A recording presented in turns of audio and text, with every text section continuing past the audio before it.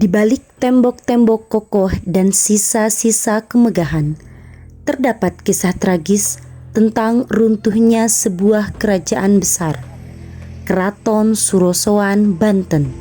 Simbol kejayaan Kesultanan Banten kini tinggal reruntuhan yang menyimpan cerita pilu tentang perebutan kekuasaan, intervensi asing, dan kejatuhan sebuah era.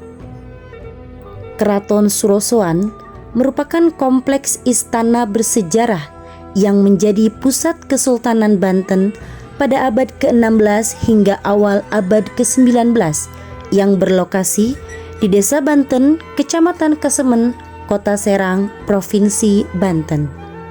Dibangun atas prakarsa Sultan Maulana Hasanuddin sekitar tahun 1526. Pembangunan keraton ini bermula saat Sunan Gunung Jati berhasil merebut Banten bersama pasukan dari Demak dan menyerahkan kepada putranya Sultan Maulana Hasanuddin. Keraton ini menjadi saksi bisu kejayaan Kesultanan Banten sebagai salah satu kerajaan maritim terkuat di Nusantara. Pemilihan lokasi Keraton Surosoan didasarkan pada beberapa faktor strategis. Pertama, letaknya yang berada di atas bukit kecil memberikan keuntungan pertahanan alami. Kedua, lokasinya dekat dengan pelabuhan Banten yang menjadi pusat perdagangan maritim penting di masa itu. Ketiga, keberadaan sumber mata air di sekitar keraton menunjang kebutuhan air bagi para penghuninya. Keraton ini menjadi saksi bisu berbagai peristiwa penting seperti perumusan hukum maritim perundang-undangan laut, perkembangan ilmu pengetahuan dan teknologi, serta hubungan diplomatik dengan berbagai negara di Asia dan Eropa. Arsitektur Keraton Surosoan mencerminkan kemegahan dan kekayaan Kesultanan Banten. Bangunan keraton dikelilingi oleh tembok tinggi dan kokoh dengan beberapa bastion di sudut-sudutnya. Di dalam kompleks keraton terdapat berbagai bangunan megah seperti istana utama, masjid, taman, dan tempat pemandian. Keraton ini juga dilengkapi dengan berbagai fasilitas penunjang seperti perpustakaan, bengkel kerja, dan gudang penyimpanan. Keraton Surosoan dibangun dalam 4 fase. Pada tahap awal, yaitu saat dipimpin oleh Sultan Hasanuddin, keraton ini difokuskan pada pembuatan tembok keliling luar memiliki lebar 100 hingga 125 meter dan tidak dilengkapi dengan bastion atau benteng pertahanan. Pada fase inilah menandai dimulainya pembangunan kompleks keraton yang sangat megah. Fase kedua ketika dipimpin oleh Sultan Maulana Yusuf, yaitu dibangunnya tembok keliling bagian dalam dan bastion.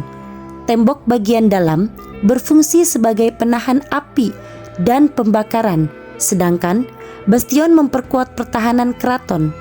Diperkirakan luas kompleks keraton pada fase ini mencapai sekitar 12 hektar. Fase ketiga, ketika Banten dipimpin oleh Sultan Ageng Tirtayasa. Pada masa ini dilakukan pembangunan kembali keraton setelah mengalami kerusakan akibat gempa bumi. Dibangun pula ruang-ruang di sepanjang dinding utara dan penambahan lantai untuk mencapai dinding penahan. Diperkirakan luas kompleks keraton pada fase ini mencapai sekitar 14 hektar. Fase keempat, saat Banten dipimpin oleh Sultan Haji. Pembangunan keraton dilakukan pada gerbang utara dan gerbang timur keraton.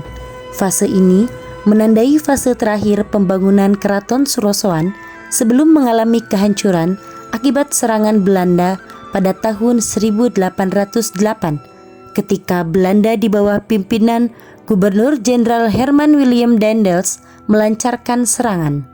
Keraton Surosoan dibakar dan dihancurkan. Keraton Surosoan Banten mencerminkan perpaduan corak dan budaya yang unik. Arsitektur dan budaya keratonnya menunjukkan pengaruh lokal dengan pengaruh luar, seperti ornamen ukiran kayu yang rumit dan indah, dengan motif khas Banten seperti bunga, daun, dan hewan. Penggunaan atap joglo yang khas Jawa dengan penambahan hiasan genteng pancuran yang berasal dari Cirebon. Penggunaan tata ruang dan struktur bangunan yang terinspirasi dari arsitektur Jawa seperti pendopo, dalem, dan serambi. Penggunaan elemen-elemen dekorasi Jawa seperti ukiran wayang dan batik. Penggunaan bahan penggunaan seperti kaca dan keramik yang didatangkan dari Eropa. Pengaruh gaya arsitektur Eropa pada beberapa bagian bangunan keraton seperti benteng dan bastion, adopsi teknologi dan pengetahuan dari Eropa dalam bidang persenjataan dan navigasi. Keraton Surosoan Banten yang kini tinggal reruntuhan banyak menyimpan fakta menarik dan unik, seperti fondasi keraton yang terbuat dari batu bata merah masih kokoh berdiri. Hal ini menunjukkan kemegahan dan kekuatan arsitektur keraton pada masa lampau. Masih ditemukan sisa-sisa kemegahan keraton seperti ukiran batu yang indah, sisa-sisa kolam pemandian, dan gerbang-gerbang yang kokoh. Bahkan terdapat lorong-lorong rahasia di bawah keraton yang digunakan sebagai jalan keluar darurat pada masa perang. Lorong-lorong ini masih menjadi misteri dan belum dieksplorasi secara menyeluruh. Keraton Surosoan Banten bukan hanya sekumpulan batu bata merah yang berserakan, tetapi merupakan sumber inspirasi dan pelajaran berharga. Kisah kejayaan dan kehancurannya menjadi pengingat bagi kita untuk selalu menjaga persatuan, kekuatan, kebijaksanaan, keadilan, dan rasa cinta tanah air. Mari kita bersama-sama melestarikan Keraton Surosoan sebagai warisan budaya bangsa dan sumber ilmu pengetahuan bagi generasi mendatang. Ya, kita sudah berada di lokasi Keraton Surosoan Banten. Bagaimana tanggapannya kondisi saat ini di Keraton Surosoan? Alhamdulillah pada hari ini Jumat tanggal 10 Mei tahun 2024 saya bersama tim ya dari Kecamatan Tenjolaya Kabupaten Bogor menyengaja untuk berziarah dikhususkan kepada Syekh Maulana Hasanuddin dan juga Sultan Ageng Tirtayasa ya, berikut duriah-duriahnya.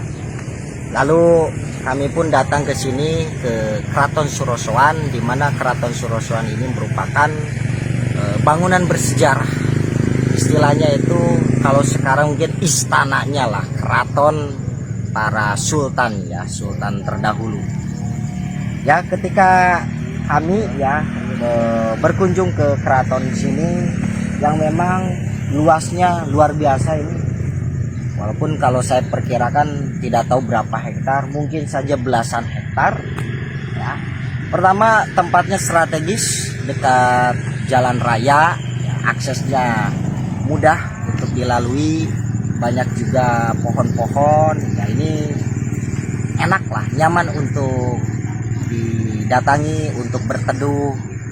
Namun ini tempat bersejarah, alangkah baiknya kita selaku masyarakat, bukan hanya masyarakat Banten tapi juga masyarakat seluruh Indonesia, alangkah baiknya tempat yang bersejarah ini, karena Banten itu terkenal karena sejarahnya, di mana Sultan Ageng Tirtayasa yang merupakan sultan terkenal pada masa Kesultanan Banten, dan ini merupakan Keraton Surosoannya, tempat persinggahannya, tempat berkantornya mungkin ya, di area lahan yang begitu luas. Ketika saya mengunjungi ini, ya ini mohonlah sedikit kritik. Saya melihat banyak aksi vandalisme ya, coretan-coretan gitu, termasuk ada sampah-sampah yang berserakan. Ya mungkin petugas kebersihan tentunya pasti ada, tetapi ya saya sebagai pengunjung di sisi lain memang merasa takjub, kagum bagaimana para sultan ya, para sesepuh-sesepuh Banten ini bisa membangun keraton yang begitu kuat, megah sampai saat ini. Namun ini juga menjadi catatan kepada pengunjung ya, kepada masyarakat bila mana datang ke sini. Pertama, mari kita seolah-olah memikirkan bagaimana perjuangan masa lalu para pejuang bangsa ini, para Kesultanan Banten. Yang kedua, selain memikirkan sejarah masa lampau, masa lalu, kita pun berkunjung bukan hanya sebatas mengunjungi, harus bisa merawat, menjaga dari tempat ini supaya asri, bersih, tidak buang sampah sembarangan. Ya, sekian, terima kasih.